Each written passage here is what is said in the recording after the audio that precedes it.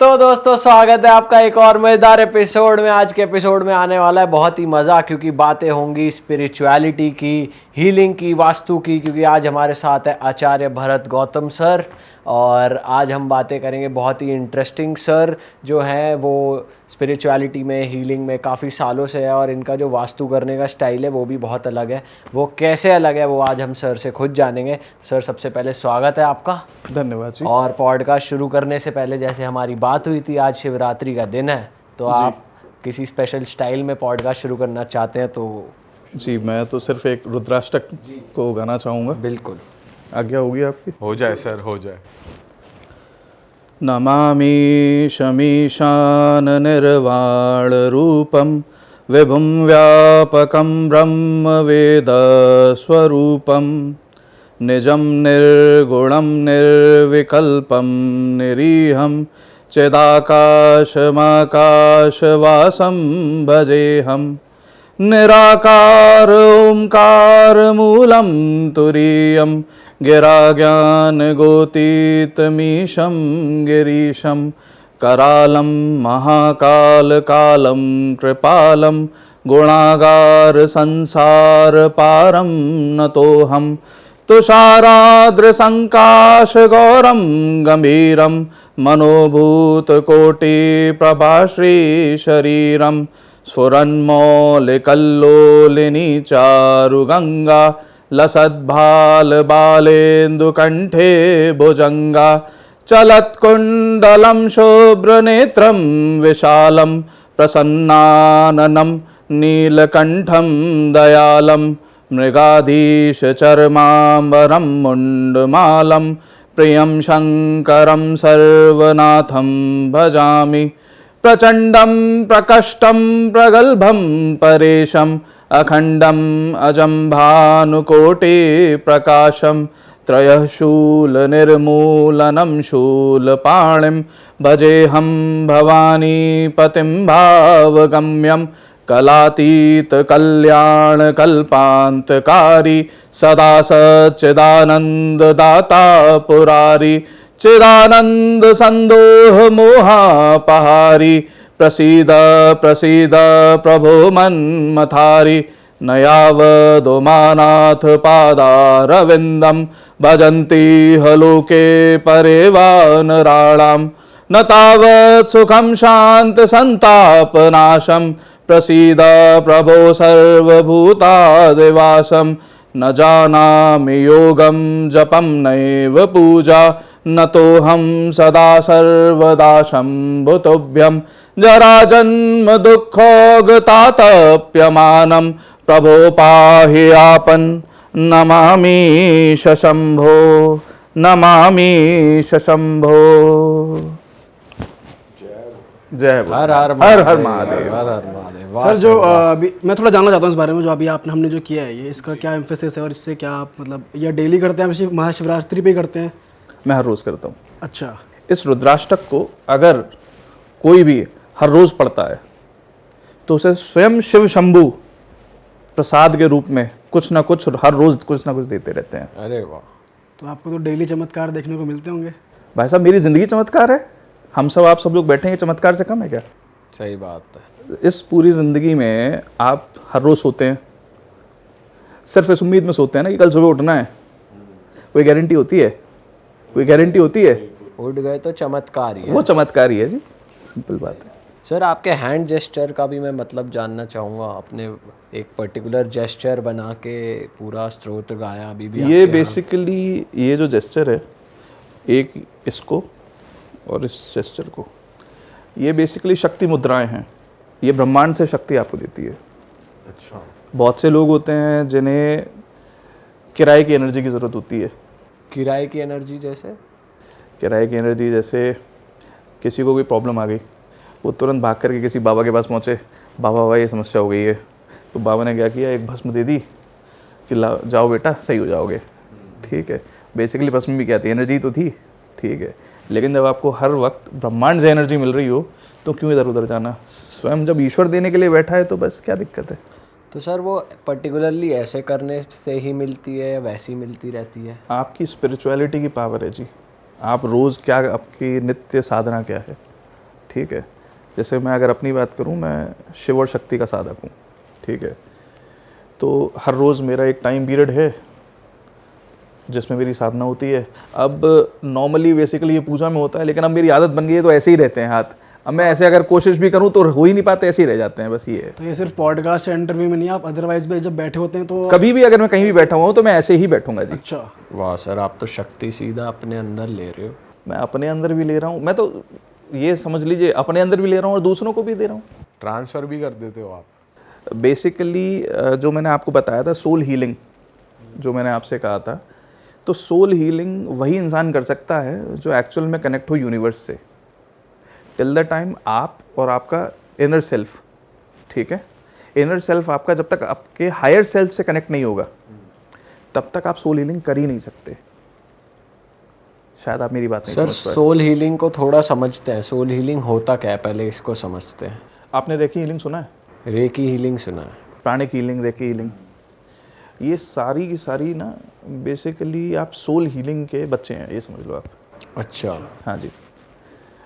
पहले हमारे भारतवर्ष में सोल हीलिंग ही हुआ करता था। सोल हीलिंग को अगर मैं हिंदी में कहूँ, आत्मा की ऊर्जा कोई तो आप बढ़ा रहे हो। सही बात है। जैसे आपने शायद सुना होगा जी, नॉर्मल एक आदमी को हम क्या कहते हैं? आदमी कहते हैं। आदमी कहते इंसान। हैं, इंसान है, ठीक है। लेकिन वही इंसान अगर कुछ अच्छे काम करने लगता है, थोड़े अच्छे करता है, लोगों की मदद करता है, तो उसको हम क्या कहते हैं? महात्मा आदमी है जी। महात्मा को अगर आप वर्ण विच्छेद करोगे तो क्या मतलब है? महान आत्मा, ठीक है। तो और अच्छे काम करने लग जाता है, ठीक है, और लोगों की मदद करता है, और चैरिटी कर रहा है, और अच्छे काम कर रहा है, तो वो क्या बन जाता है जी? परमात्मा आदमी है। भगवान का रूप है। परमात्मा आदमी है कहते हैं ना, बड़ा परमात्मा आदमी है, तो यानी परम आत्मा, ठीक है।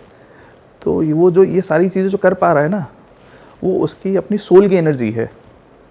इस पूरे शरीर में, मैं आप बैठे हुए हम सब बात कर रहे हैं, पूरे के पूरे शरीर में क्या एक चीज़ है जो हम सब में कॉमन है? सिर्फ एक आत्मा कॉमन है। फैक्ट है ये, ठीक है। तो उस आत्मा की जो एनर्जी है, अगर वो ऊपर उठेगी तो आपको सामने वाले के, मतलब किसी एक इंसान के सामने आपको अपने आप ऐसी फीलिंग आएगी, यार ये ना है कुछ, अगर ये ना हेल्प कर सकता है। पर सर इंसान को ज़रूरत कब पड़ती है कि भाई सोल हीलिंग करानी है? ज़रूरत कभी भी पड़ सकती है। अगर मैं बात करूं, कुछ इसकी पर्टिकुलर रियलाइजेशन है कि भाई इस टाइम पे ही होनी चाहिए या ऐसा कुछ? इंसान जब समस्या में हो तब सोल हीलिंग ले सकता है।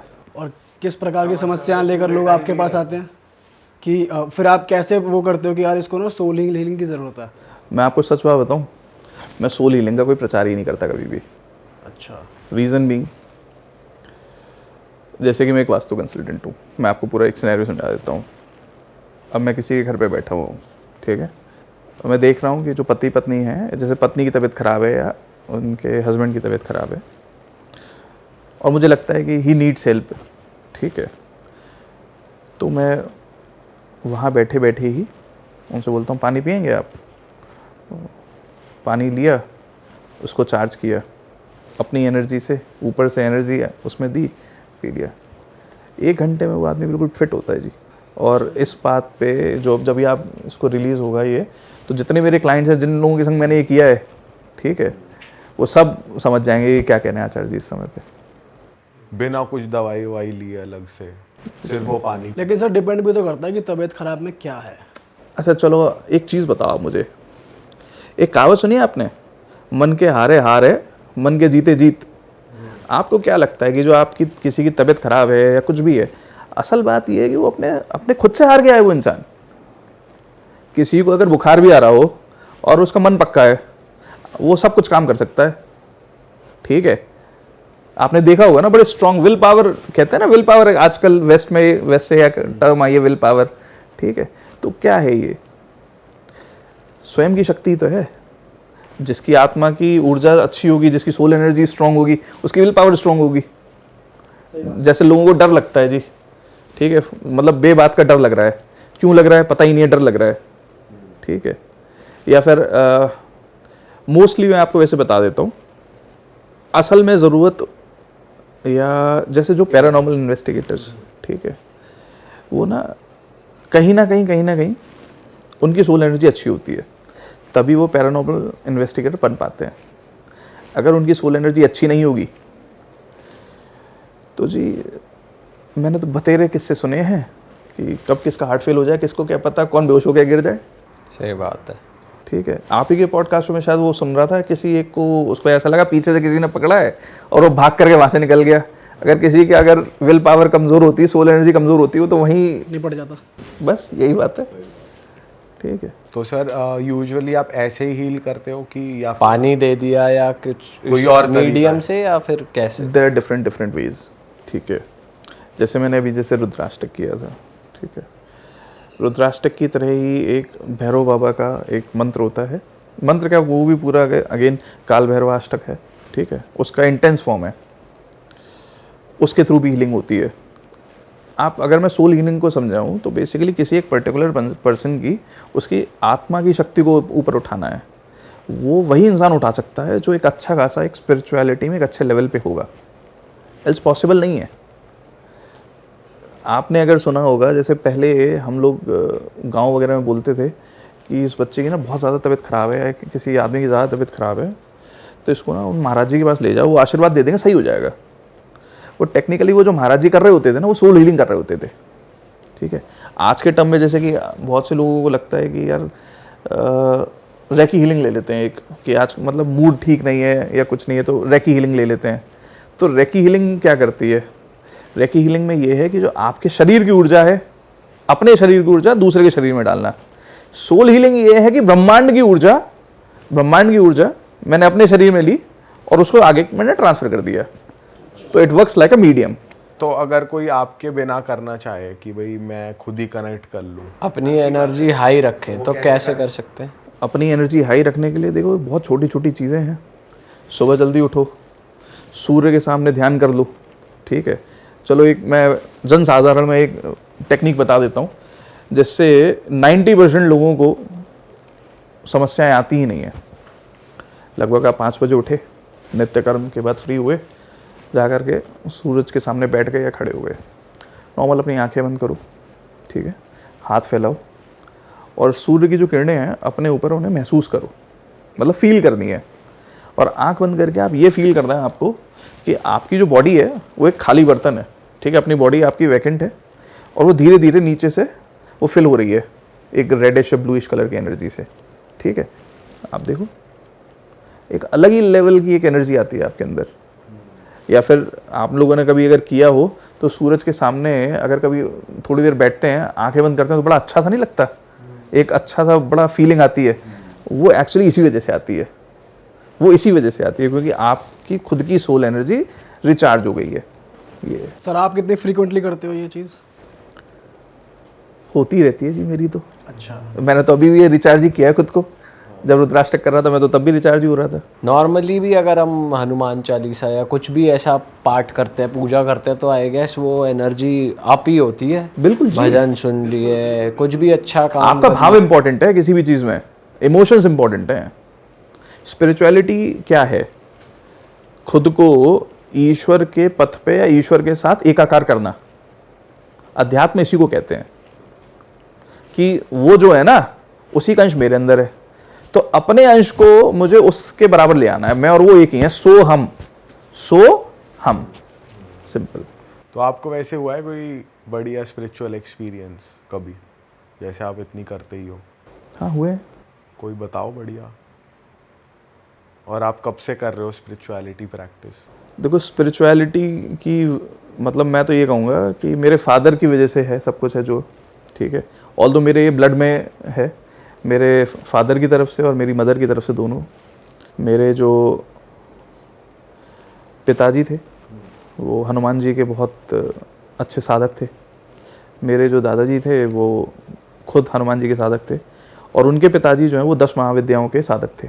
अच्छा, ठीक है, अगर मैं मेरी मदर की साइड में बात करूं तो मेरे नाना जी आज भी हैं और वो काली माँ के साधक हैं और बहुत अच्छे एस्ट्रोलॉजर हैं। क्या बात है। ठीक है, तो मेरे तो खून में आ रही है। शुरुआत हुई जब मैं 7 साल का था, तो मेरे जो दादाजी के फादर थे वो 10 महाविद्याओं के साधक थे। अब मेरी जो जर्नी शुरू हुई वो मेरे फादर ने मुझे, मतलब 7 साल का था, कि कि भाई स्कूल तब जाओगे जब पहले 7 हनुमान चालीसा हो जानी चाहिए, ठीक है।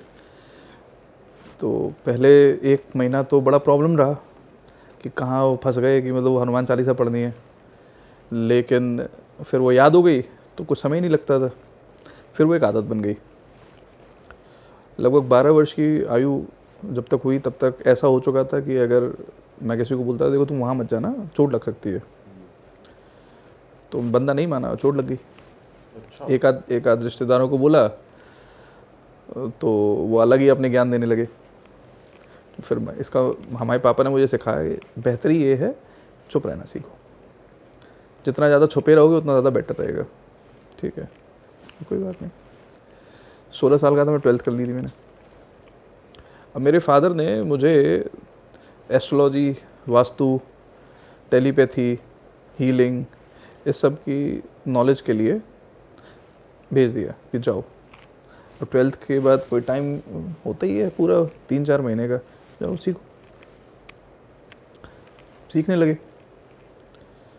अब जिनसे मैंने सीखा स्वर्गीय श्री रविंद्रनाथ चतुर्वेदी जी, दादाजी, तो उन्होंने मुझे हमेशा अपना नाती माना कि तुम जो है मेरे नाती हो, मेरे पोते हो तुम, जो हो सकता है वो मैं दूंगा। वो चतुर्वेदी ब्राह्मण थे, मैं गौतम ब्राह्मण, तो उनके लिए मेरे एक गुरु भाई भी हैं, हम दोनों जो हैं साथ साथ सीखते थे। तो एक समय ऐसा आ गया था कि मैं किसी के लिए भी कुछ भी कहने से ना पहले 100 बार सोचता था कि ये कह नहीं देना है, ये बोलनी नहीं है, कि मुंह से निकल गई और कुछ लफड़ा हो गया तो बड़ी सुनने को मिलेगी। फैक्ट है ये, दोस्तों में भी अगर कह देना यार ऐसे मत करना, ऐसा कुछ हो जाएगा, अगर वो हो जाए उसके साथ कुछ गलत हो गया तो अगले दिन आकर के वो तुमसे ही लड़ेगा कि यार तूने कही थी इसलिए ऐसा हो गया। होता है ऐसा बचपन, जब छोटापन नहीं था, बचपन था। 20 साल का था मैं दिल्ली आ गया, ठीक है। उस टाइम पे ये भी सब चल रहा था, प्लस जॉब भी चल रही थी। जॉब में कुछ ज़्यादा कुछ खास मन नहीं लगा, क्योंकि एक्चुअली क्या है ना, जब आपको अकल्ट साइंसेस चूज़ कर लेती है ना कुछ चीज़ें, जैसे वास्तु ने मुझे चुना, हीलिंग ने मुझे चुना, आप कुछ भी कर लो, और दूसरी चीज़ एक तो सेटिस्फेक्शन नहीं मिलेगा, ठीक है, और कुछ ना कुछ आपकी ज़िंदगी में ऐसा होगा कि आपको वापस थप्पड़ मार करके इस प्रोफेशन में पहुंचा देंगे कि भाई तुम्हें केवल अपने लिए पहुंचाया है या दुनिया के लिए पहुंचाया है, चूज़ क्यों किया गया है आपको। अगर कोई अगर अपनी ज़िंदगी ठीक करने के लिए अगर बैठा है, फैक्ट है ये आपको, कि केवल अगर कोई ये सोच रहा है ना कि इन साइंसेस की बदौलत केवल वो अपनी ज़िंदगी सही कर सकता है, तो अकल्ट साइंसेस उसे कभी चूज़ कर ही नहीं सकती। वो बात अलग है कि नॉलेज तमाम लोग लेते रहेंगे। आजकल वैसे भी 10-15 लाख लोग तो पढ़ा रहे हैं, कुछ वास्तु पढ़ा रहे हैं, कुछ एस्ट्रोलॉजी पढ़ा रहे हैं, कोई टैरो पढ़ा रहा है, ठीक है, मुझसे भी तमाम लोग मिलते हैं। लेकिन मैं आपको ये एश्योरेंस दे सकता हूँ कि उन 10-15 लाख लोग जो पढ़ा रहे हैं ना, उनमें से 100 लोग आपको ढंग से नहीं मिलेंगे जो लिटरली लोगों की लाइफ में चेंजेस ला सकते हो। और ये मैं हकीकत बात कर रहा हूँ। बहुत से लोगों से तो आप भी मिलते होंगे ना, कुछ लोगों से तो आप भी सोचते होंगे कि भाई हो गया, टाइम हो गया बस ठीक है। मतलब मुझे ऐसा लगता है, बिल्कुल सीधी बात, कि आप अपनी ज़िंदगी बेहतर तो करो, उसमें कोई दो राय नहीं है, लेकिन आपको अगर चुना गया है तो आप लोगों की भलाई भी करो। भारतवर्ष में लगभग 10-15 लाख लोग जो सिखा रहे हैं, उसमें 100-200 ही हैं जो लिटरली हेल्प कर सकते हैं, ठीक है। रीज़न बीइंग, हेल्प वही कर सकता है जो अपने इष्ट के साथ कनेक्ट होगा। अकल्ट साइंसेस सिर्फ उसे ही चूज़ करती हैं जब उसका इष्ट, किसी एक पर्सन का इष्ट जो है, यानी इष्ट मतलब जो मेन देवता जिसकी वो पूजा कर रहे हैं, ठीक है, जब उनकी ब्लेसिंग्स होंगी, ठीक है। अब जैसे आप मेरे से पूछ रहे थे कि कोई स्पिरिचुअल एक्सपीरियंस, तो थोड़ा सा बता देता हूँ, उसमें ज़्यादा तो नहीं बता पाऊँगा। मैंने काशी में एक साधना की थी अपनी एक, तो लगभग 10,000 लोगों की वेटिंग थी बाबा के दर्शन करने के लिए। 10,000 लोगों की? हाँ, तो जब से बनाया तो कम से कम इतना 5-10 हज़ार लोगों की तो नॉर्मल वेटिंग रहती है, ठीक है। किस चीज़ की साधना कर रहे थे आप उस टाइम? अपन तो शिव शक्ति की साधना करते हैं जी, ठीक है। तो वहाँ पे लाइन लगी हुई थी, मैंने वीआईपी में जाकर के टिकट मांगा, बोले सर वीआईपी और नॉर्मल सब एक हो रखा है, और वीआईपी की तो टिकट भी नहीं है आज। मैंने कहा यार बड़ी समस्या हो गई। मैंने अपने मन में ही कहा बाबा आज तो लग रहा है आप दर्शन भी नहीं कराओगे। मेरा कहना था मात्र 30 सेकंड हुए होंगे, एक पंडित जी, बाबूजी दर्शन करते हैं? मैं जी बिल्कुल करते हैं। मैंने लगा इतनी लंबी लाइन, पैसा 20 मिनट में दर्शन करा दूंगा, 20 मिनट भी एक्सट्रीम बता रहा हूँ मैं, चलो। और जिस चीज़ को मुझे ऐसा लगता है कि मुझे नहीं पता उस दिन क्या हुआ कैसे हुआ, मैंने 15-17 मिनट में दर्शन करके मैं बाबा के सामने खड़ा था और इतने अच्छे दर्शन हुए मेरे, मतलब अगर आप काशी विश्वनाथ में जाएं तो 1 सेकंड के लिए भी नहीं रुकने देते वहाँ पे। आराम से 1-2 मिनट वहाँ पे खड़ा रहा, बाबा के दर्शन किए आराम से, ठीक है। और कभी कभी मतलब मोस्टली मुझे ऐसा लगता है कि अगर कहीं पे ज़्यादा वेट हो रही है ना तो मैं लिटरली ऐसा कहता हूँ और काम हो जाते हैं बस अपने। अच्छा, तो पंडित जी ने भी सिर्फ आपको ही पकड़ा पर्टिकुलरली और किसी को नहीं बोला? अब वो मेरी किस्मत थी, मेरी किस्मत थी, मैं तो ये कहूँगा। जैसे पंडित वहाँ पे जो होते हैं, बेसिकली पंडा जो होते हैं, पंडित होते हैं, वो उनके कुछ होते हैं अपने सोर्सेज दर्शन वगैरह कराने के, उनका वहीं से निकलना हुआ, मेरा वहाँ पे सोचना हुआ कि बाबा के दर्शन कैसे होंगे, वो बाबा ने कनेक्ट करा दिया, हो गया काम, ये है। वाह सर, ये तो बहुत ही बढ़िया एक्सपीरियंसेस आपके साथ हो रहे हैं। तो मैं ये जानना चाहूँगा सर, जब आप वास्तु विज़िट करते हैं किसी के घर पे, तो मतलब आपका स्टाइल हमने सुना बहुत ही यूनिक है, आप बहुत अलग तरीके से उस घर की एनर्जी को बैलेंस करते हैं। तो आप क्या तोड़ फोड़ करवाते हैं या फिर सामान इधर से उधर कराते हैं, या आपका क्या स्टाइल है? देखिए, मैं अगर किसी के भी घर पे जाता हूँ तो मैं उनसे कुछ नहीं पूछता, ठीक है। ये ऊपर वाले की कृपा से मेरे को ना अपने आप उनके घर में क्या क्या प्रॉब्लम्स है मुझे पता चल जाती है। और मैं लिटरली कह भी देता हूँ क्लाइंट से, अगर मेरे को किसी को कॉल आता है ना, मुझे मत बताओ तुम्हें क्या प्रॉब्लम है, अगर मैं आपके घर पे आऊँगा तो मुझे पता चल जाएगा क्या प्रॉब्लम है, ठीक है। तो पहले मैं उनसे डिस्कस कर लेता हूँ यही प्रॉब्लम्स है ना, क्योंकि अपने आप पता चल जाता है, ये है मेरे ऊपर ब्लेसिंग्स हैं। तो वो घर देख के पता चलता है या फिर कैसे? अंदर घर में घुसा, हाथ मिलाया, बैठा, पानी पिया, अब मुझे पता है जी। अभी तक आपने घर घूमा ही नहीं? नहीं, डायरेक्शन मैप कुछ नहीं चेक कुछ नहीं किया। अच्छा सर, हाथ मिला के और पानी पीकर एकदम से आपको क्या इंट्यूशन आती है, क्या होता है? अरे कहता रहा हूँ ऊपर वाली कृपा है, ठीक, अपने आप हो जाता है। कभी का मतलब ये एकदम हमेशा सटीक रहा है जो आपने बोला, वही दिक्कत आई है फिर? आज तक तो सटीक रहा है जी। अच्छा। हाँ, आज तक सटीक रहा है, बिल्कुल रहा है। और जिन जिन लोग ये जो को देखेंगे, जो मेरे क्लाइंट्स हैं, वो सब इस बात को मानेंगे कि हाँ बिल्कुल सही बात है ये। घरों में अक्सर ये भी होता है, मैं पूछ रहा हूँ आपसे हाँ, कि बिल्कुल। कोई आप अंदर घुसे और आपको कुछ ऐसी नेगेटिव एनर्जी फील हो रही है, हाँ जी, या होती है। हावी हो रही है आपके ऊपर? ना जी, हावी तो ना हो पाई आज तक। हावी तो नहीं, सॉल्यूशन तो आपने कर दिया, लेकिन इनिशियली कुछ आपको इफेक्ट कर अगर मैं बात करूँ, मेरे को अगर सबसे स्ट्रॉन्ग रेजिस्टेंस कहीं पे आया है तो रोहिणी में केस था, ठीक है, जो मैंने पहले भी बताया हुआ है कि वो हस्बैंड वाइफ जो है कई लोगों को बुला करके और बिल्कुल हताश हो चुके थे। लगभग 500 गज का प्लॉट है वो। जब मैं वहाँ पे गया था तो मैंने कहा कोई बात नहीं, रिजॉल्व हो जाएगा, डोंट वरी। तो उन्होंने अंदर नहीं घुस रहे थे। मैंने कहा तुम भरोसा करो, तुम आओ मेरे साथ। आए और कांच के बर्तन जो हैं वो ऐसे टूट रहे थे जैसे पटाखे नहीं फटते, मतलब ऐसे, मतलब टूट गए, गिर रहे थे, वो सीधे भाग गए वैसे। मतलब आप अपने आप कर लो जो कर लो, ठीक है, हो गया था रिजॉल्व एट लास्ट। मतलब मेरा क्या है ना कि मुझे मतलब नहीं है आप क्या प्रॉब्लम लेके आ रहे हो मेरे पास में, ठीक है, वो रिजॉल्व हो जाएगी। तो क्या थी वैसे वहाँ पे मेजर प्रॉब्लम, मतलब क्यों टूट रहे थे वहाँ पे ग्लास? नेगेटिव एंटिटीज थी जी। लगभग 100 साल से, मतलब उन्हीं के एक पित्र थे, ठीक है, वो इस बात को मानने के लिए तैयार नहीं थे कि वो जा चुके हैं। मतलब उनके लिए वो उन्हीं का घर था और वो किसी और को रहने नहीं देते थे कि मेरा घर है, मैं रहूँगा, ये था। तो इस केस में आप कैसे डील करते हो? एंटिटीज़ को स्थान दिलवाते हो या उनकी मुक्ति करवाते हो? क्या प्रोसीजर रहता है? देखिए, मैं आपको अगर मैं बताऊं, ये सभी चीज़ें ना अगर बात करी जाए तो जब हम कोई, अगर आप जैसे पूछ रहे हैं कि कोई स्थान दिलवाते हैं, अब मान लीजिए पूरा पूरा घर बना हुआ है, सब कुछ है, अब वो पर्सन आपकी फैमिली का ही नहीं है, कुछ भी नहीं है, तो उसका स्थान आप दे ही नहीं सकते। आपसे कुछ वो लेगा ही नहीं, आपसे कुछ एक्सेप्ट भी नहीं करेगा, ठीक है। रिजोल्यूशन सिर्फ ये है कि आपकी अपनी सोल एनर्जी, अगेन वही वो सोल एनर्जी वाली चीज़ आ गई कि अपनी सोल एनर्जी आपके ऊपर, आपके इष्ट की इतनी ब्लेसिंग्स होनी चाहिए कि आप उसे ये बता सको कि भाई तुम्हारा हो गया है, अब तुम्हारे जाने का समय है, तुम जाओ यहाँ से, सिंपल। तो वो उनको कुछ हार्म भी कर रहे थे फैमिली मेंबर्स को? हाँ जी, मतलब किस बहुत सारी तरीके से चीज़ें कर होती रहे हैं, थे? तबीयत खराब होती है लोगों की, एक्सीडेंट्स होते हैं लोगों के, बिजनेस में लॉसेस होते हैं, ठीक है। और देखिए मैं आपको बताता हूँ, वास्तु में भी अगर आपके घर में साउथ वेस्ट कॉर्नर आपका दूषित है, लेट सपोज वहाँ पे टॉयलेट है साउथ वेस्ट में, तो ये फॉर श्योर है कि over a period of time आपके यहाँ पे नेगेटिव एंटिटीज़, नेगेटिव एनर्जीज इकट्ठी हो जाएंगी। अच्छा। फॉर श्योर है, ये हो जाएगी।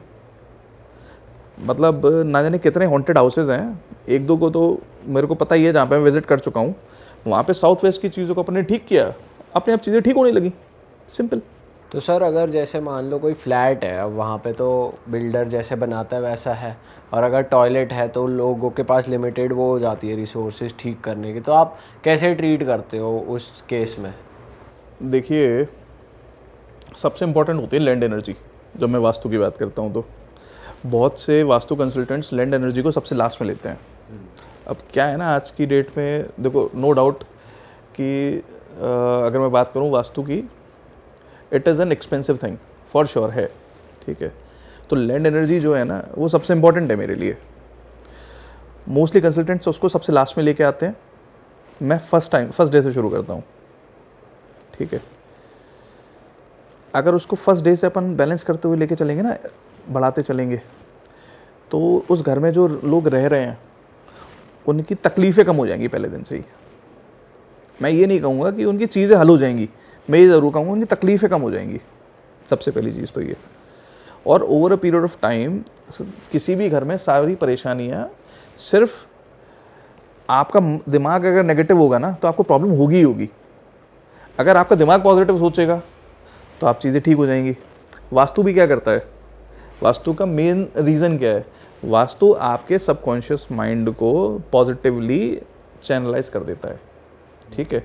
वास्तु के अगर परिभाषा ये है, रहने योग्य स्थान, वास्तुशास्त्र को ये कहते हैं ना, रहने योग्य स्थान को बनाने का एक शास्त्र है ये, ठीक है। तो अगर उसको और थोड़ा सा डीप में जाया जाए तो वो एक तरीका है किसी भी घर में पॉजिटिव एनर्जी को क्रिएट करने का। जैसे आप सब लोग मेरे हिसाब से भगवान में तो मानते होंगे ना। बिल्कुल। भ से भूमि, ग से गगन, व से वायु, अ से अग्नि, न से नीर, पंच महाभूत। किसी भी जगह पे जहाँ पे ये पंच महाभूत बैलेंस हो जाएंगे वहाँ पे चीज़ें अपने आप ठीक हो जाएंगी। जो हॉन्टेड हाउस होते हैं या किसी के घर में नेगेटिविटी भी है ना, तो वहाँ पे भी अगर आप इन पंच महाभूतों को बैलेंस कर देते हैं, ठीक है, तो वो नेगेटिविटी अपने आप फोर्स आउट हो जाएगी, वो टिक ही नहीं सकती over a period of time. हाँ, ये ज़रूर है कि वो उस बैलेंसिंग को होने में प्रॉब्लम क्रिएट करे, ये पॉसिबिलिटी है। अच्छा। हाँ, और सर वैसे आप लैंड एनर्जी ठीक कैसे करते हो? चलो आप लोगों के साथ हूँ, एक रेमेडी बता देता हूँ। बता दो सर। लेकिन मेरी रेमेडी थोड़ी सी अलग है, मैं पहले बता देता हूँ, ठीक है। ये कोई वार के फेंकने वाली चीज़ें नहीं है। 7 चीज़ें हैं जी। सबसे पहले आती है जी लौंग, 11 फूल वाली लौंगे, ठीक है, फूल वाली लौंग हो गई।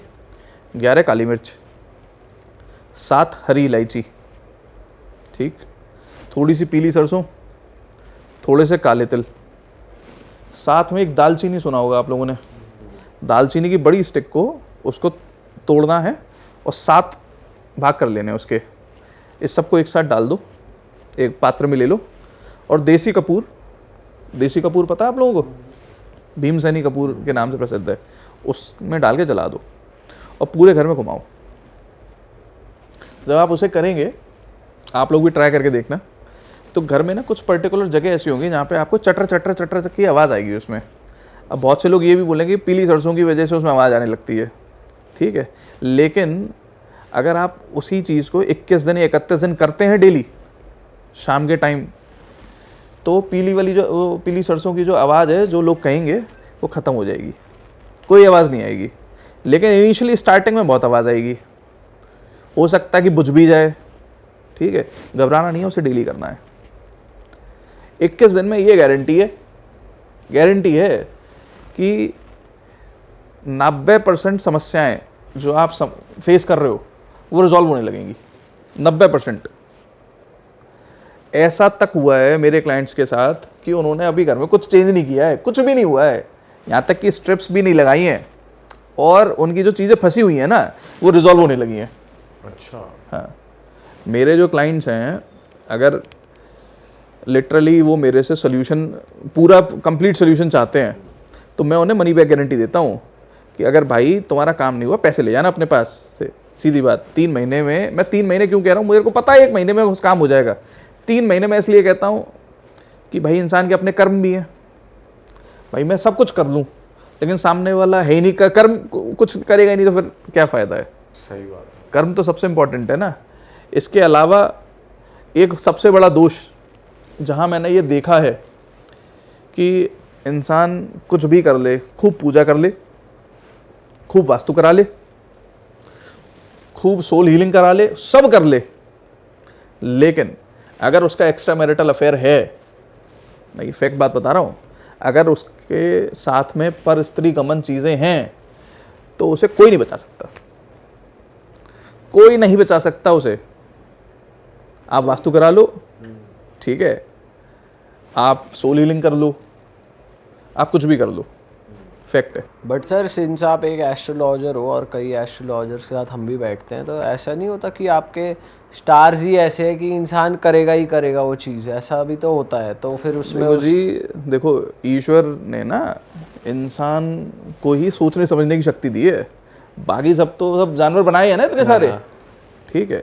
अब एस्ट्रोलॉजिकल चार्ट्स हैं, ठीक है, तो जहाँ ज्योतिष खत्म होती है ना जी, अब बहुत सारी समस्या पता है कहाँ पे भी आ जाती है। एक्चुअली ये कोई नहीं कहता कि कंसल्टेंट गलत रहा होगा, वो ना लोग ना सीधे साइंस को गलत ठहरा देते हैं कि ये कोई नहीं कहेगा ज्योतिष हो सकता है थोड़ा कम रह गया हो, ज्योतिषी जो है कम रह गया हो, ज्योतिष से कुछ नहीं होता, या वास्तु जो कंसल्टेंट है वो उसकी लिमिट नहीं रही होगी, वास्तु कुछ नहीं करता। ऐसा इस प्रॉब्लम यही है कि अध कुचला अगर काम हुआ है कहीं पे तो रिजल्ट कैसे आएगा, ठीक है। अब अब जैसे आपने मुझसे पूछा कि एस्ट्रोलॉजिकल कॉम्बिनेशंस ऐसे हैं कि बंदा एक्स्ट्रा मैरिटल अफेयर करेगा ही करेगा, तो उसकी रेमेडीज़ भी तो हैं, उसकी रेमेडीज़ भी हैं, सब होता है। बट सर आप कह रहे हो कि अगर एक्स्ट्रा मैरिटल अफेयर है तो फिर तो वो बर्बाद ही है, बेसिकली कुछ भी करा लो वो सही नहीं हो सकता, तो रेमेडीज कैसे वर्क कर जाएंगी? बिल्कुल करती है। उस बंदे को सबसे पहले उसको तो काउंसिल करना पड़ेगा ना कि भाई ये तेरे को छोड़ना पड़ेगा, ये छोड़ना पड़ेगा। 4 दिन पहले मेरे कंसल्टेंट, मतलब उन्होंने एक ऑफिस लिया है काफ़ी बढ़िया अच्छा खासा, एक किसी के थ्रू मिले हैं मेरे को, ठीक है, वो उनको भी साथ में लेके आए, हम साथ में बैठे, बोले कि इन्होंने साल भर में 10-15 करोड़ रुपए डुबाए हैं और समझ नहीं आ रहा कि, और वो इतना बता देता हूँ, वो कई जगह पे एक अच्छे खासे लोगों से वास्तु करा चुके हैं। मैंने उनसे उनका हाथ मांगा, ये हाथ देना चाहिए, मैंने हाथ पकड़ा, मैंने छटक दिया। बोले जी क्या हो गया? मैंने कहा सबसे पहले तो तुम जा करके जो तुम्हारा अफेयर है ना उसको ख़त्म करके आओ पहले। हाथ देख के पता चला? नहीं, हाथ देखा भी नहीं, मैंने हाथ पकड़ा था बस। अच्छा। जैसे मैंने आपका हाथ यूँ पकड़ा, बस मैंने तुम पहले अपना अफेयर ख़त्म करके आओ। और उस बंदे को टेंशन हो गई, और जो दूसरा बंदा था जिसके थ्रू आया था, बोला आप पहले बंदे हो जिसने ये बोला है, इस बात को सिर्फ मैं जानता हूँ और ये जानता है।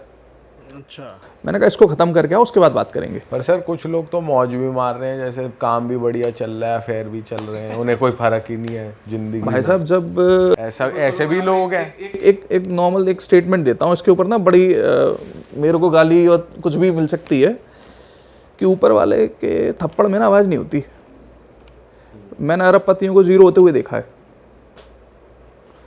मैंने अरबपतियों को खाक होते हुए देखा है। 2012 में एक बंदे ने कंपनी लिस्ट कराई थी जी SME एक्सचेंज में, तो जो 100 करोड़ रुपए का आदमी रहा होगा उस टाइम पे 2012 में, तो 100 करोड़ रुपए का आदमी आज, जब उतने 100 करोड़ आज की डेट में कितने होंगे अप्रॉक्सीमेटली 300-400 करोड़ की तो वैल्यू मान ही सकते हैं। बिल्कुल। आज उस आदमी को तुम पकड़ के ऊपर से नीचे तक हिला दो, उसके बैंक खंगाल लो, सब खंगाल लो, 5 लाख रुपए नहीं निकलेंगे उसके पास। अच्छा जी। हाँ जी, और यही रीज़न है। यही रीज़न है सर जी, मतलब ये जो आप कह रहे हो कि एक्स्ट्रा मैरिटल अफेयर हैं, तो इससे कुछ एनर्जी या फिर कुछ उस चीज़ बिल्कुल का होती लेना है, या फिर अगर किसी का एक्स्ट्रा मैरिटल अफेयर है तो वो जाहिर सी बात है अपनी बीवी पे ध्यान नहीं देगा, लड़ाइयाँ होंगी, काम पे ध्यान नहीं देगा, वहाँ ध्यान जाएगा, टेक्निकली वहाँ पे वो संकेत देता है। हकीकत है, ये फैक्ट है ना। देखो माता पिता किसी का अगर एक्स्ट्रा मैरिटल अफेयर होगा, ठीक है, तो पत्नी से चीज़ें खराब होंगी, ठीक है ना, पत्नी से चीज़ें खराब हुई इसका मतलब क्या, शुक्र खराब हो गया, ठीक है। अब जिसके घर में पत्नी से और पति के आपस में लड़ाइयाँ हो रही हैं, जब रिलेशनशिप इश्यूज हो रहे हैं, तो इसका मतलब वहाँ पे साउथ वेस्ट में प्रॉब्लम आ गई। साउथ वेस्ट में अपने आप प्रॉब्लम आ जाएगी। और सर जब पत्नी से इस लेवल का झगड़ा हो रहा है कि उसको एक्स्ट्रा मेडल का पता लग गया, तो ऑटोमेटिकली काम पे ध्यान जाएगा नहीं, बंदा डिस्टर्ब ही रहेगा, तो लॉसेस होंगे। तो लॉसेस होंगे, और कुछ ना भी कितना भी पैसा सही, वो एट लास्ट मटिया मेट होना तय है उसका। तो एक्स्ट्रा मेडल अफेयर तो मतलब डुबाएगा। डुबाएगा जी, बिल्कुल 100% डुबाएगा, फैक्ट है ये। और क्या सर ऐसी चीजें जो डुबाएंगी इसके अलावा भी बताओ सर कुछ। इसके अलावा चलो आप पूछ रहे हो तो मैं बता देता हूँ। आप कभी भी किसी भी मंदिर में जाकर के सिर्फ, मतलब मंदिर की अगर मैं बात कर रहा हूँ, तो जो एक अच्छे मंदिर हैं, ठीक है, वहाँ पे हरि भजन के अलावा कोई फालतू की चीज़ें ना करें, वो प्रॉब्लम क्रिएट करेंगी। किसी शमशान में जाकर के हंसी ठिठोली ना करें। आजकल एक चलन चल गया है कि किसी की डेथ हो गई, चलो जी हम भी चल रहे हैं। अब वहाँ चल के फालतू की बातें होती हैं ना, कि कोई हंस रहा है, कोई क्या बात कर रहा है, उसके बाद प्रॉब्लम्स होती हैं। ये 3 चीज़ें हैं जो आदमी को बचनी चाहिए। ये बाकी सब मैनेज किया जा सकता है। वास्तु में जैसे कि एक दोष है आपका नॉर्थ ईस्ट में किचन या टॉयलेट, ठीक है, वो एक प्रॉब्लमेटिक चीज़ है, नो डाउट, ठीक है। अगेन उसमें वहाँ पे लैंड एनर्जी कैसी है, उस पर बहुत बड़ा इंपॉर्टेंट रोल प्ले करता है, ठीक है। अगर लैंड एनर्जी स्ट्रांग है तो मैंने देखा है कि उस लेवल की प्रॉब्लम्स नहीं आती हैं। प्रॉब्लम्स आती हैं लेकिन उस लेवल की नहीं आती। बट फिर भी आप ट्रीटमेंट तो करवाते हो ना नॉर्थ ईस्ट के वॉशरूम का? कि नहीं भैया, मैं ख़त्म करवा देता हूँ, मैं ख़त्म उस चीज़ को मैं ख़त्म कराता हूँ। और जैसे अगर अपार्टमेंट में है तो फिर क्या करोगे आप? भाई साहब अपार्टमेंट में अगर लेट सपोज 4 टॉयलेट हैं, अगर एक को अगर ख़त्म कर दिया जाए तो क्या दिक्कत है? दिक्कत कहाँ आ रही है? मतलब वहाँ से सीट हटवा दोगे, फिर उसको यूज़ करने के लिए मना कर दोगे? नहीं, सीट हटवा देंगे ना। अच्छा, सीट हटवाएंगे बिल्कुल। या फिर दूसरा तरीका ये है, सर किसी बेचारे का एक ही वॉशरूम है, फिर क्या करेगा वो? और आपने कोई हटवा दी, देखो मैदान जाएगा वो। नहीं, जब ग्रेडिंग में ऑब्वियसली बात है, जब ग्रेड किया जाएगा तो अगर वहाँ पे अगर अपने को दिखता है तो अगल बगल में कहीं पे शिफ्ट करा करके, या तो ईस्ट नॉर्थ ईस्ट में करा करके, ठीक है सर। अगले का तो और खर्चा हो जाएगा इस उसको लेके। तो भाई साहब वास्तु गरीबों के लिए नहीं है, पहली बात तो ये फैक्ट है। हाँ, नॉर्मल बेसिक वास्तु हर कोई कर सकता है। बेसिक वास्तु नॉर्मल अपनी एंट्रेंस देख लो, एंट्रेंस ट्रीट कर लो, किचन ट्रीट कर लो, ठीक है, टॉयलेट ट्रीट कर लो, बेडरूम, ये बेसिक वास्तु है जी। ये नॉर्मल वास्तु है कि भैया टेप लगा लो, जैसे नॉर्थ में अगर कहीं पे गेट है तो एल्यूमिनियम की स्ट्रिप लगा लो या ब्लू टेप लगा लो, ठीक है। ईस्ट में कहीं पे कुछ है तो भैया हरी टेप लगा लो। रेड में मतलब साउथ में कुछ है तो रेड टेप लगा लो या कॉपर स्ट्रिप लगा लो। साउथ वेस्ट, अब जैसे साउथ वेस्ट में बहुत से लोग बोलते हैं कि रिजल्ट्स नहीं आते हैं, ऐसा नहीं है, रिजल्ट्स आते हैं। आते हैं जी, बिल्कुल आते हैं, ठीक है। अगर आप कहोगे यहीं आपके पड़ोस में ही है, ठीक है, पूरी फैक्ट्री है, साउथ वेस्ट की एंट्रेंस है, और बंदा हाँ जिस स्थिति में था वहाँ से आज बहुत अच्छा खासा बेटर है। जिस स्थिति में था उससे आज बहुत कुछ ऊपर है, ठीक है। आते हैं, अगेन डिपेंड करता है कि कौन कर रहा है। अगेन रेमेडीज भी जो होती है ना आपकी, वो काम इस तरीके से करती हैं कि कौन दे रहा है उस रेमेडी को, कौन बता रहा है, क्योंकि उस पर्टिकुलर इंसान की अपनी एनर्जी उसके साथ काम कर रही होती है। सर जैसे वास्तु में ये कहा जाता है कि नॉर्थ ईस्ट का वॉशरूम खराब है या किचन खराब है, तो ऐसे कोई पर्टिकुलर जोन्स हैं जहाँ पे आप बता सकते हो कि यार इस जोन में अगर वॉल का कलर ये है तो वो खराब है? अगर घर बैठे लोग जो सुन रहे हैं अभी खुद ही ट्रीट कर लें, अगर आप बता सकते हो। नॉर्मल बातें हैं, ये तो नॉर्मल चीज़ें हैं। अब जैसे कि नॉर्थ में कहीं पे भी अगर रेड कलर है या येलो कलर है, वो गलत है, ठीक है, प्रॉब्लम क्रिएट करेगा, ठीक है। प्रॉब्लम भी कैसी, लेट सपोज रेड कलर है तो जॉब ही नहीं होगी, क्लाइंट्स ही नहीं होंगे बंदे के पास अगर बिजनेसमैन है, ठीक है। उसके अलावा हो सकता है किडनी में भी प्रॉब्लम हो। अगर लाल रंग अगर नॉर्थ में अगर आ गया हो सकता है तो किडनी में भी प्रॉब्लम हो, ठीक है। अगर आपने ईस्ट में कहीं पे पीला रंग कर दिया तो वो भी प्रॉब्लम देगा ही देगा आपको, ठीक है। साउथ में कहीं पे, साउथ ईस्ट में मान लो आपने काला रंग कर दिया, आदमी परेशान हो जाएगा, भैया इतने एक्सीडेंट क्यों हो रहे हैं। साउथ ईस्ट में अगर काला रंग है तो एक्सीडेंट कराएगा ही कराएगा, ठीक है। नीला रंग है तो बीपी की समस्या देगा ही देगा। पर आपके ऐसा भी तो होना चाहिए कि ग्रह कमजोर हैं जब भी होता है सर। बिल्कुल है जी, बिल्कुल फैक्ट है सर। अगर एस्ट्रोलॉजिकली बंदा बहुत स्ट्रांग है, चलो मैं एस्ट्रोलॉजिकली राजा एक स्टेटमेंट दे देता हूँ अगेन, ठीक है। अगेन इस पे ताली और गाली दोनों मेरी है, ठीक है। आपका एस्ट्रोलॉजिकली बढ़िया समय चल रहा है, ठीक है। आपका वास्तु खराब है, आपकी ज़िंदगी बढ़िया चलती रहेगी, बढ़िया तो नहीं मतलब चलती रहेगी एवरेज, ठीक है, आपको कोई फ़र्क नहीं पड़ेगा। आपका वास्तु बढ़िया है, आपका समय खराब चल रहा है, आपकी ज़िंदगी चलती रहेगी, कोई दिक्कत नहीं है, बैलेंस चलती रहेगी, not too great not not too bad not too good, ठीक है। आपका समय भी खराब है, आपका वास्तु भी खराब है, ठीक है, पानी से पप्पा खिलवा देगा। अच्छा, हाँ जी, तो ऊपर की टिकट कट जाएगी आदमी। नहीं ऊपर की टिकट कटे ना कटे, लेकिन कष्ट पूरे वही दे देगा, ठीक है, पूरे कष्ट होते हैं। जीते जी मार देगा, जीते जी। हकीकत है, हकीकत है। देखो आज के समय में सबसे बड़ी समस्या लोगों को क्या होती है, पैसा ना होना, पैसा और हेल्थ ना होना, इन दोनों से मार देगा। मान लो घर में किसी को एक ऐसी ट्रबल दे दी, हेल्थ की ट्रबल दे दी, तो पैसा कहाँ रुकता है आज की डेट में, पैसे की वैल्यू है क्या आज की डेट में। अगर किसी को मान लो किसी को कैंसर हो गया, ठीक है, ढंग के हॉस्पिटल में जाओ, हफ्ते के लाख 2 लाख 5 लाख 10 लाख तो ऐसे ही जाते हैं जी, सही बात। ठीक है। अब मान लो इकट्ठे करके बैठा है जी 5 करोड़ रुपए, साल भर में तो 5 करोड़ उसने हॉस्पिटल में दे दिए। मान लो उसने इंडिया में ट्रीटमेंट नहीं कराया, कहीं चला गया बाहर यूएस में कराने, फिर पैसे तो खर्च होते हैं ना। अब वो बात अलग है कि 100 के उसके 80 हो गए, लेकिन 20 करोड़ का तो लॉस उसको भी फील होगा ना, किसी और को नहीं फील होगा, लेकिन उसको तो फील होगा ही ना। सही बात। ये है सर। एक चीज़ और बताओ, जैसे सपोज किसी आदमी का घर है बट वो उसका वास्तु अच्छा नहीं है, ठीक है, और वो चला जाता है बाहर, मतलब 2 घर है सपोज या 2 ऑफिस हैं, ठीक है, एक का ठीक है एक का नहीं है, आधा आधा काम है या रिमोट काम है, मतलब पूरे इंडिया में घूमने भर का काम है, और बंदा घर पे टिकता ही नहीं है, ठीक है। तो क्या फिर भी वो प्रॉपर्टी उसको अफेक्ट करती है? मतलब आप ये कह रहे हो कि घूमता रहता है उस प्रॉपर्टी, घूमता रहता है, रहता नहीं है, मतलब रहा तो हफ्ता भर रहा, महीने में, बहुत हल्के फुल्के, और वो खाली पड़ी है लेकिन आपको प्रॉपर्टी। एक बात बताऊं, अगर वास्तु खराब होगा ना, अगर लिटरली वास्तु खराब है, तो आप जो कह रहे हो ना पूरे हिंदुस्तान में इधर उधर जाता रहता है, तो ऐसी स्थिति नहीं होगी कि वो इधर उधर जा पाएगा। अच्छा, हाँ जी, पर जैसे हम बात कर रहे थे एस्ट्रोलॉजिकली ठीक है, हाँ मतलब चल रही है गाड़ी, वो वैसे ही चलती रहेगी, वैसे ही चलेगी।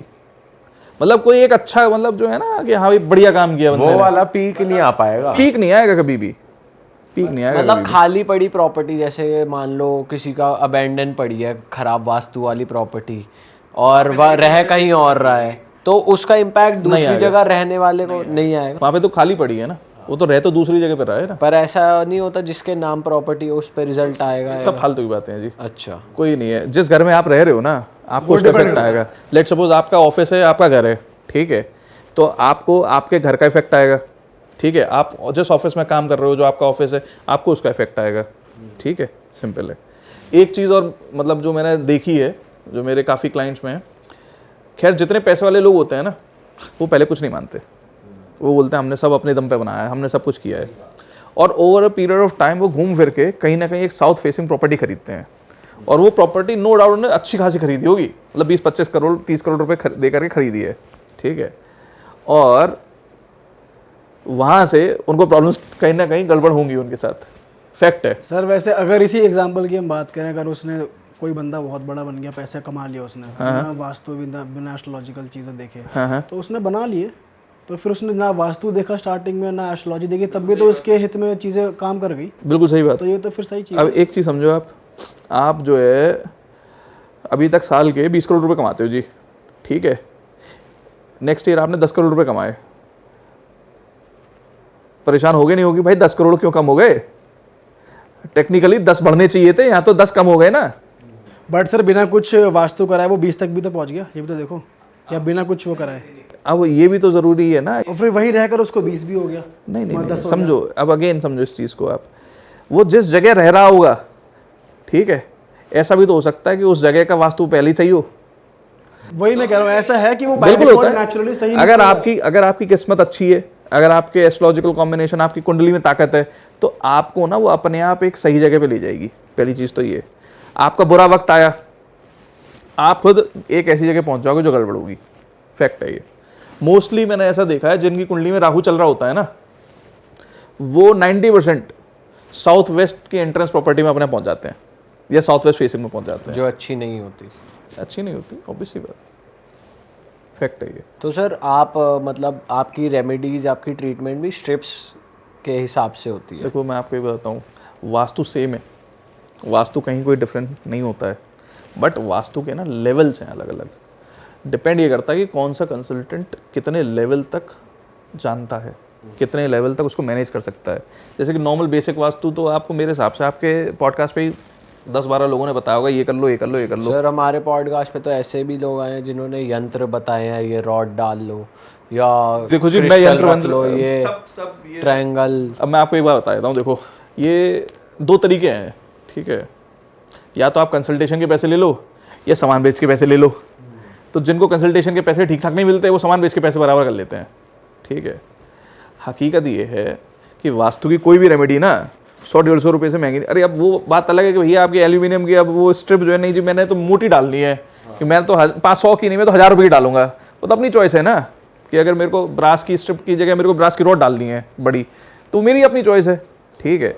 लेकिन हकीकत ये है कि वास्तु की जो रेमेडीज है ना वो सस्ती होती हैं। कंसल्टेंट की फीस महंगी है क्योंकि वो कंसल्टेंट उसको किस तरीके से करवा रहा है उस पर डिपेंड करता है।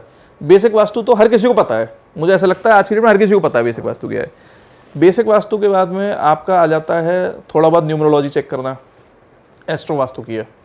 मेन गेम होता है जी आपका आकर के देवता वास्तु पे, बहुत कम लोग करते हैं। देवता वास्तु के बाद में आकर के उसके सब के बाद में आती है लैंड एनर्जी, जो मैंने आपको बताया था कि मैं लैंड एनर्जी को डे 1 से स्टार्ट कर देता हूँ।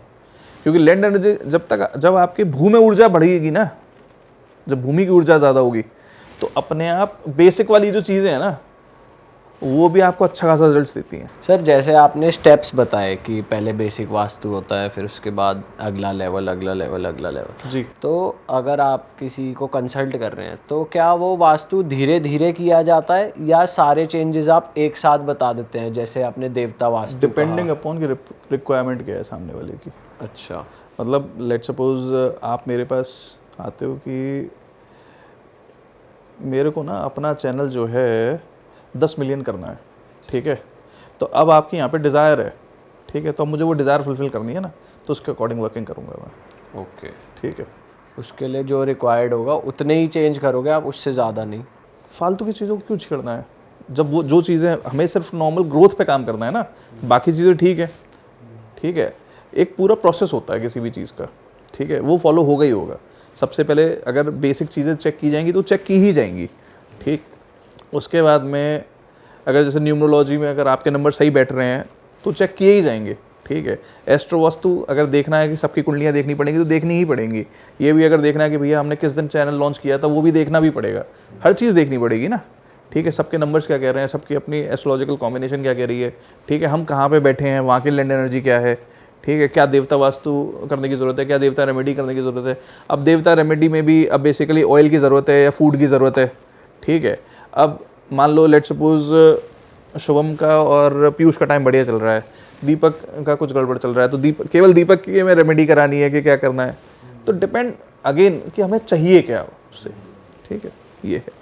तो सर क्या मतलब ये तो आपकी इनसाइडर बात है, वैसे मैं आपसे क्योंकि आप सारी बातों का इतने ऑनेस्टली जवाब दे रहे हो तो मैं पूछ ही लेता हूँ जी कि मतलब जैसे हम पहले भी बात कर रहे थे कि सिर्फ कुछ ही कंसल्टेंट्स हैं जो जेन्युइन रिजल्ट लोगों को लाके दे पा रहे हैं। सही बात है। तो क्या आपके प्रोफेशन में ऐसा होता है कि अभी थोड़े टाइम इतनी चीज़ बताता हूँ ताकि ये फिर मुझे बुलाए, तो मैं मतलब क्योंकि आपको तो कुंडली देख के भी सब पता रहता है, तो क्या आप भी क्लाइंट रिटेन करने के लिए ऐसा करते हैं लोग? आपकी पर्टिकुलरली नहीं, मैं वैसे इन जनरल बात जानना चाह रहा हूँ। जनरल किया जाता है, नो डाउट होता है, करते हैं लोग भाई। अगर मैं अपनी बात करूँ, मेरा सीधा सीधा है, मेरा एक अपना एक अमाउंट है, ठीक है, मैंने आपके साथ डन कर दिया, ठीक है, आपने पे कर दिया, मेरी वर्किंग स्टार्ट हो गई, सिंपल। सर क्या अमाउंट है आपका? मत पूछो पूछो। अच्छा, उसमें जो फिर रिजल्ट आता है अगर आ गया बंदे के पास हाँ। तो ठीक है, वरना आप पैसे वापस कर पैसे वापस ले लो जी, बिल्कुल ले दो। लो। और उसके अलावा कोई और फीस नहीं होती, मतलब ऐसे कोई हिडन जैसे होते कि भाई सेकंड विजिट आए तो कुछ और बता दिया। मैंने आपको एक सीधी सीधी चीज़ बताई कि अगर आप मेरे पास आए हो, आपका ये काम है, मैंने आपको बता दीजिए इतने पैसे लगेंगे, ठीक है। आपने मेरी फीस आज पे कर दी, ठीक है, या आपने आधी कर दिया, जो भी वट एवर अमाउंट, ठीक है। आपने बोला जी आपकी फ़ीस लो सर, मेरे को 3 महीने में करके दे दो, मैंने आपको बता दिया 3 महीने में होगा या नहीं होगा, ठीक है। लेट सपोज मैंने कहा जी ये होगा 6 महीने में पूरा काम, ये एस्ट्रोलॉजिकल कॉम्बिनेशन वास्तु वगैरह सब कुछ करने के बाद में भी इतना टाइम लगेगा, या मान लो देवता वास्तु देवता रेमेडी करी इतने टाइम में हो जाएगा, ठीक है। अब यहाँ पे बहुत से लोग क्या करते हैं, और वो एक बारी फीस जा करके मिल लिए, ठीक है, इतना जी बता दिया, अब जी इसके पैसे अलग लगेंगे, कि इसके पैसे अलग लगेंगे, इसके पैसे अलग लगेंगे, तो ऐसा बहुत से लोग करते हैं, फैक्ट है। आप सिर्फ वन टाइम एक चार्ज बताते हो फिर वही रहता है। भाई मेरा सिंपल एक चार्ज है, मैंने आपको आपने मुझे काम बता दिया, मैंने आपको फीस बता दी, मेरी फीस है, बात खत्म। आपको कराना है, आपके मतलब बजट में है तो ठीक है, नहीं है तो कोई बात नहीं। सर वैसे आप महंगे वास्तु एक्सपर्ट हो या थोड़े से आप क्लाइंट को देख के थोड़ा वो कर लेते हो? आपको क्या लगता है? आप तो महंगे साउंड कर रहे हो। सर जितनी आप सटीक बातें कर रहे हो थोड़ा हम महंगे की तरफ ही जा रहा है साहब। तो बस बात वही है। वैसे आप ऐसा करते हो यार अगला बंदा बहुत प्रॉब्लम में यार, चलो थोड़ी इसकी मैं कम चार्ज कर लेता हूँ। अगर सही बताऊं कि अगर मेरे को ऊपर से गाइडेंस आ गई ना कि कर दो, ठीक है, तो मैं वैसे भी बिना कुछ किए भी कर दूंगा, ठीक है। लेकिन देखो आज की हकीकत बात बताऊं, आज के समय में सबके पास पैसा है, ठीक है, हकीकत है ये। नहीं तो कोई भी ना, मतलब मुझे ऐसा लगता नहीं है कि अगर कोई वास्तु अगर कराना चाह रहा है, ठीक है, तो वो कोई नॉर्मल आदमी कराना चाहेगा। उसको भी तो पता ही है ना भाई इतना खर्चा होगा, सिंपल है। सही बात है। और हकीकत बात बताऊं तो आपको, वास्तु सिर्फ राजाओं के लिए था, वास्तु था ही सिर्फ राजाओं के लिए। जैसे आप आज भी जयपुर की तरफ रॉयल्टी में देख लो, ग्वालियर देख लो, मैसूर देख लो, ठीक है, उदयपुर देख लो, ये जितने भी रॉयल्टीज़ हैं आज भी वहाँ पे राजा ही कहलाते हैं। और आज भी वो उतनी पावर रखते हैं, भले वो पॉलिटिकल पावर हो, पैसे की पावर हो, कुछ भी हो, ठीक है। वजह क्या है? Vastu.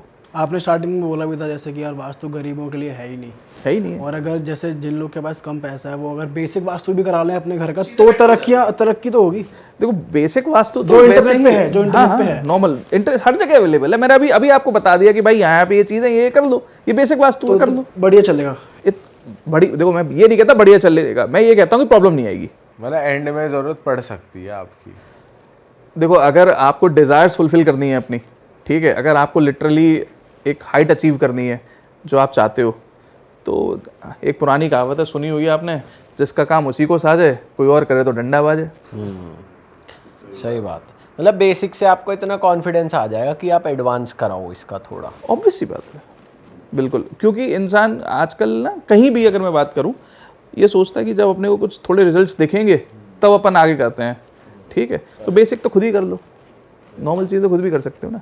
All right sir, podcast को यहीं पे ख़त्म करते हैं वरना हम बातें करते रहेंगे और ये कंटेंट खिंचता रहेगा। कोई नहीं। और ऑडियंस से मैं बोलूँगा अगर आपको इस पॉडकास्ट में मज़ा आया है तो इस पॉडकास्ट को अपने तक ना रखें, शेयर करें। और अगर आपको लगता है कि सर आपकी समस्याओं का हल कर सकते हैं तो सर को रीच आउट कीजिए। सर की कॉन्टैक्ट करने की सारी डिटेल्स आपको मिल जाएंगी नीचे डिस्क्रिप्शन में। सर को आप जाके इंस्टाग्राम पर भी फॉलो कर सकते हैं। सर आपका यूट्यूब भी है?